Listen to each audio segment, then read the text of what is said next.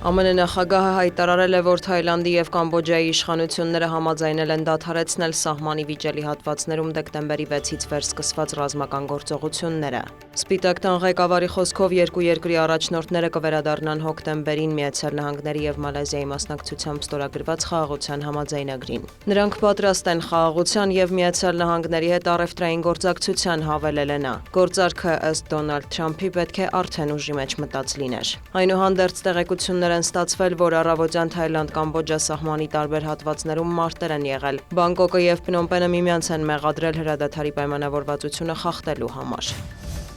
Դոնալդ Թրամփն անդրադարձել է նաև ռուս-ուկրաինական պատերազմին, համոզմունք հայտնել, որ հակամարտության խաղաղ կարգավորման գործում մեծ առաջընթաց է գրանցվել։ ԱՄՆ նախագահը հավելել է, կարծում էր, որ Կիևի եւ Մոսկվայի հետ կհաջողվի ավելի արագ համաձայնության հասնել։ Պատասխանելով լրագրողների հարցին, ինչ է ենթադրում Դոնբասում ապառազմականացված ազատ տնտեսական գոտին, որի առաջարկով հանդես էր եկել ամերիկյան կողմը, Թրամփը պատասխանել է. «Իրավիճակը շատ բարդ է, բայց այդ գաղափարը կարող էր աշխատել»։ Ավելի վաղ Վոլոդիմիր Զելենսկին հայտնել էր, որ ըստ Միացյալ Նահանգների կարգավորման շրջանակում Ուկրաինայի արևելքում հարկավոր է ստեղծել ապառազմականացված գոտի, սակայն թե ով պետք է վերահսկի այդ տարածքը, Ռուսաստանը թե Ուկրաինան, Վաշինգտոնը չի հստակեցրել։ Ուկրաինայի նախագահը հավելել է, որ այժմ բանակցային գործընթացում ամենաբարդը տարածքների հարցն է, նա չի բացառել, որ այն կդրվի հանրաքվեի։ Զելենսկին նաև նշել է, որ այժմ աշխատում են պատերազմը դադարեցնելու եւ Ուկրաինայի համար անվտանգության երաշխիքներ ստանալու ուղղությամբ։ Այդ հարցում գործակցում են Եվրոպայի եւ Միացյալ Նահանգների հետ։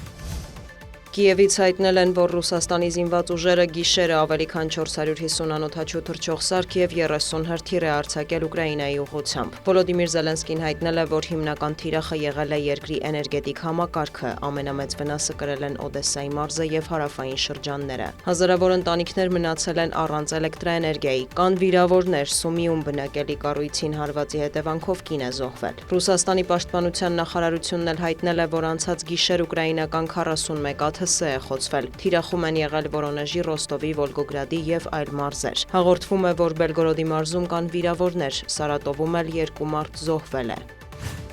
Եմեն որոշել է անժամկետ սառեցված պահել արևմտյան պետություններում գրանցված ռուսական ակտիվները։ Այսուհետ եվրոպական կողմը ստիպված չի լինի կես տարին մեկ քվեարկել ակտիվների սառեցումը երկարաձգելու համար։ Եվրահանձնաժողովին տրված արտակարգ լիազորությունները թույլ են տալիս սառեցնել 210 միլիարդ եվրոյի ռուսական պետական ակտիվներն այնքան ժամանակ, քանի դեռ Մոսկվան փոխհատուցում չի վճարել Կիևին։ Ավելին նշվել է, որ որոշումը կայացվել է ԵՄ երկրների մշտական ներկայացուցիչների շատ հստակ մեծամասնության կողմից։ Նոր մեխանիզմը փաստացի զրկում է Հունգարիային եւ Ռուսաստանի բարեկամ մյուս կառավարություններին հակառուսական պատժամիջոցների երկարաձգումը խոչընդոտելու հնարավորությունից։ Հունգարիայի վարչապետ Վիկտոր Օրբանը քննադատել է այս որոշումը։ Ռուսաստանի կենտրոնական բանկն այն որակել է անօրինական։ Եվրոպական խորհրդից նախազգուշացրել են, քանի դեռ Ռուսաստանը շարունակում է Ուկրաինայի դեմ պատերազմը, Մոսկվայի նկատմամբ ճնշումը չեն թույլատնելու։